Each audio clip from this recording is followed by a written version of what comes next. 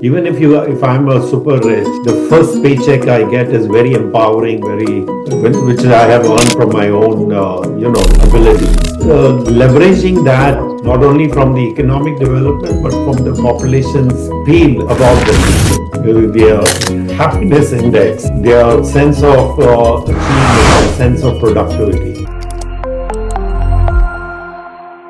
Welcome to the section of Sustainability Karma. I'm your host Rajiv Tikoo. Today we have a very special guest with us, Dr. Ajay Kela. He is President and CEO at Wadhwani Foundation, which is a global foundation working in the space of entrepreneurship and also skill building. Welcome, Dr. Ajay Kela, to the section of Sustainability Karma. Thank you, Dr. Rajiv. It's a pleasure to be with you today. You've been focusing extensively on entrepreneurship and skill building. What has been the journey like, and what are the key lessons which could help us scale up in an emerging economy like India? Maybe for the audience, I'll start with what we are trying to do in terms of the mission and then how we're trying to scale that mission. So our mission is to empower as many families globally with at least one individual in the family with a family wage. So with that as a context, everything the foundation does is in the job space. And we do two things. One is we create family wage jobs. So basically, family wage job is a job that every family has sufficient financial resources beyond the basics of food, shelter, clothing to professionally develop themselves and their kids. So that way you not only change one individual but generations to come. So we do two things. One is we create family wage jobs on one side, and then on the other side we upskill people to demand these family wage jobs. And every country we operate, we want to operate at a national scale, because whether it's India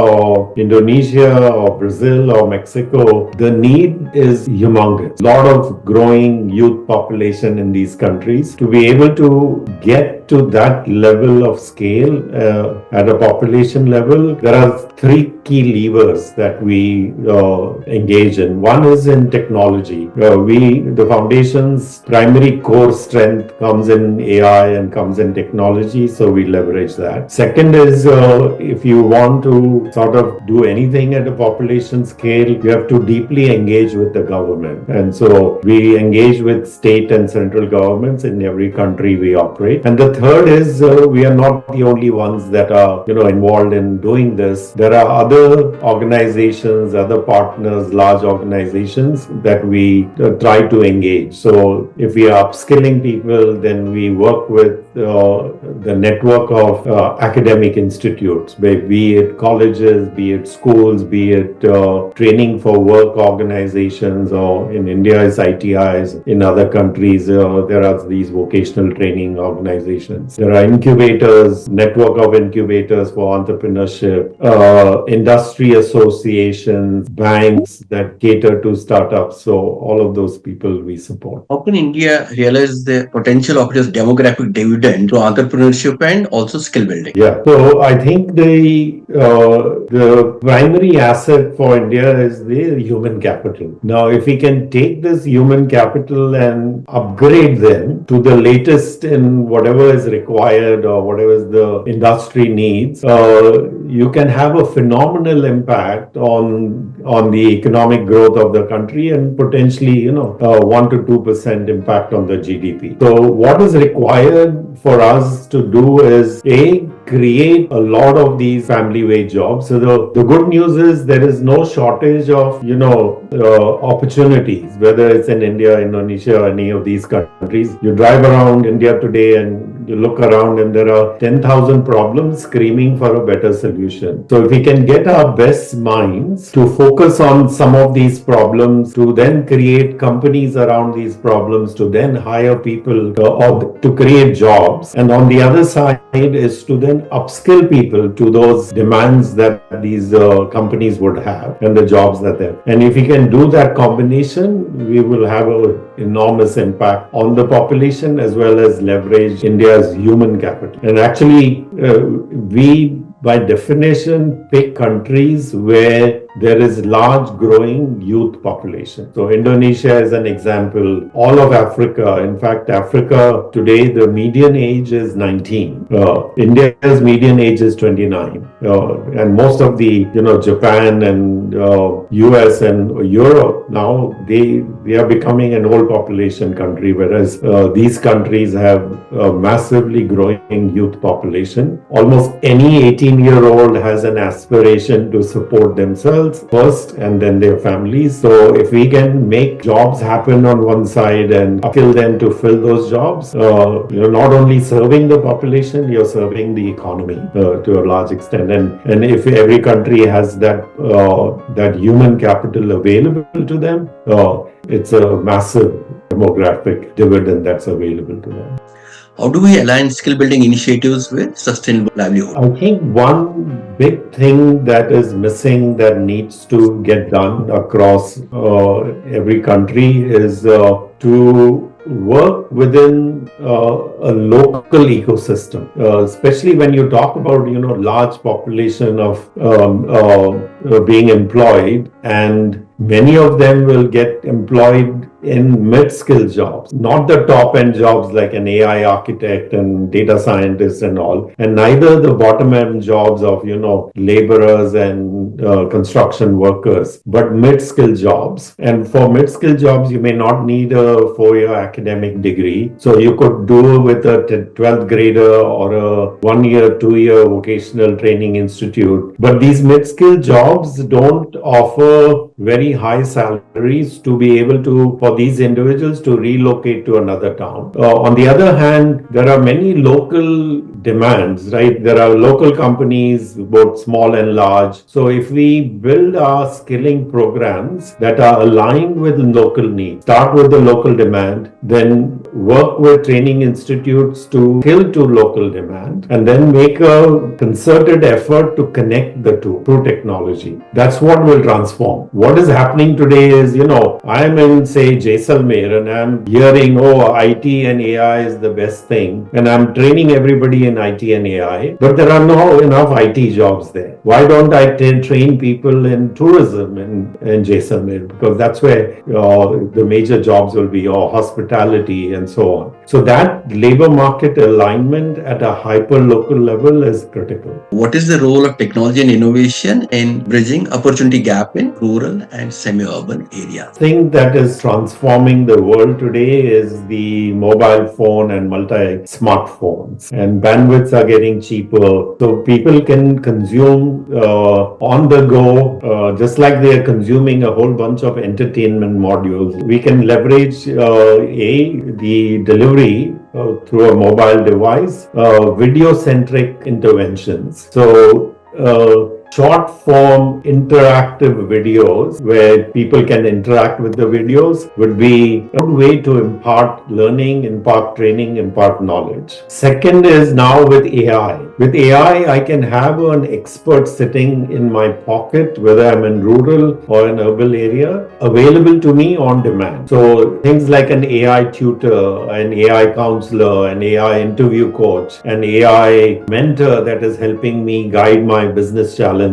All of those things can be available to me 24/7 with the knowledge and power of the internet. So leveraging that. So that's the second layer. So the first layer is the interactive layer, and also if the layer is interactive, then I am beginning to learn about the person as they are interacting with the video that I am serving them or an article I'm serving them. So I can personalize my delivery to them. There is an AI actors or agents available to me 24/7 to whom I can have a conversation with. So conversational AI. And then third layer, if these two layers are not enough, is to have an army of experts, whether paid or volunteers, available on the same platform. Just like you and I today are talking and communicating, no different than if we were to meet in person. If we are able to have a matching algorithm between my need and the experts that are on the platform and make it frictionless to connect with each other, we can dramatically change how knowledge is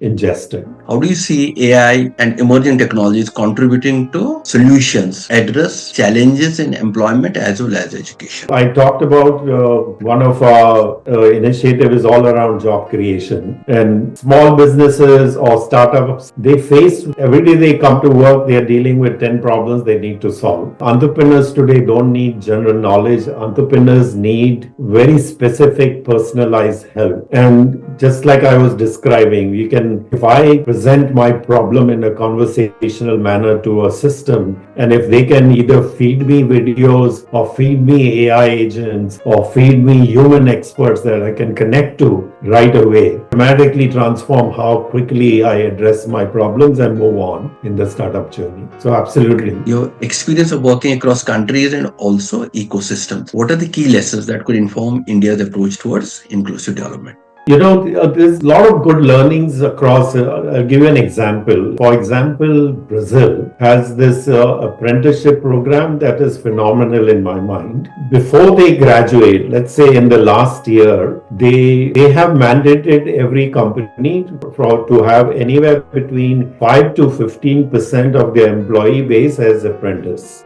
And it's a requirement for these apprenticeship to go through 1200 hours of training, of which 900 hours are in the company. And so every day or every week, one day they are in the classroom and 4 days they are in the industry and working. So before they will graduate in that last year, they will have 900 hours of practical training that they have worked on. So that's an example of an excellent apprenticeship program. In fact, their placement rates after that is more than 70% because they are aligned to the needs of the industry. The curriculum is also the 1 day in the classroom is aligned to the needs of the industry. So many such programs exist across all these initiatives. How can we transform quickly?